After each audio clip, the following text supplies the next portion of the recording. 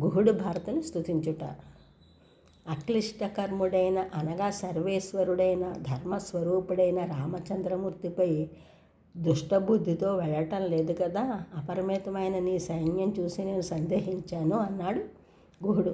దానికి దుఃఖించిన భరతుడు, మా రామచంద్ర ప్రభువు మీద నాకు ద్రోహము కలుగుట అను దుష్కాలము రాకుండుగాక.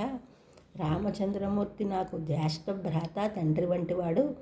మా స్వామి రామచంద్రమూర్తిని అయోధ్య నగరానికి తీసుకురావటానికి వెడుతున్నాను. నా యందు ఇతర బుద్ధిని పొందవద్దు, ఇది పరమ సత్యము అని భరతుడు అనగా, అది విన్న గుహుడు ఆనందంతో దోసిలు పట్టి ప్రస్తుతించాడు.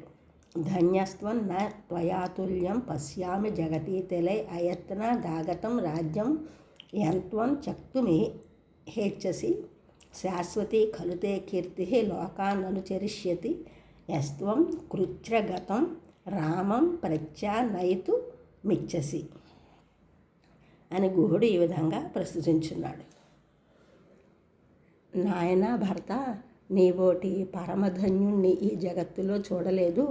అప్రయత్నంగా వచ్చిన సర్వభూమండలాధిపత్యాన్ని శ్రీరామ పాదాబ్జములకు అర్పించదలచావే.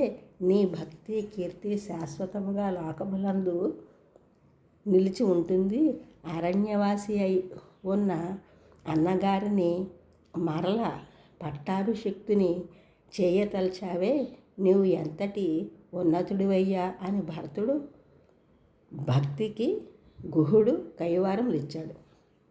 గుహుడు భరతునికి లక్ష్మణస్వామిని సీతారాములను సేవించే విధానమును అతని కైంకర్య భక్తిని వివరించాడు. ఆ రాత్రి సీతారాములు ఎలా ఉన్నారో వివరించాడు.